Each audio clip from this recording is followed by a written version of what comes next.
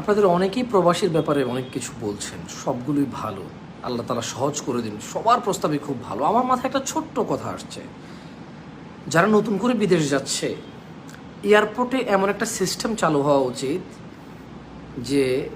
একটা সংস্থা চালু হবে যারা ভিসার কাজ করবে, ভিসা প্রসেসিংয়ের কাজ করবে, যে এজেন্সিগুলো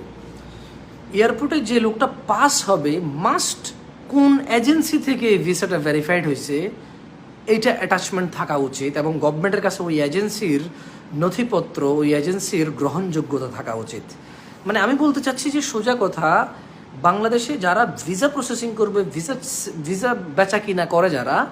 তারা একটা লাইসেন্সের মধ্যে আসবে, এবং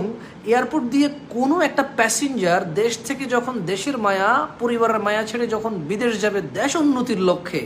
তখন সে কোন এজেন্সির মাধ্যমে যাচ্ছে এইটা এয়ারপোর্ট থেকে ভেরিফাইড হবে। এতে করে যেটা হবে, আর ওই দালালি,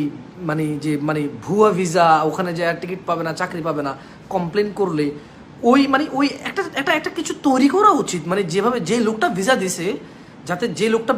যে ভাইটা আমার বিদেশ গেছে ও যাতে অনিরাপদ না থাকে,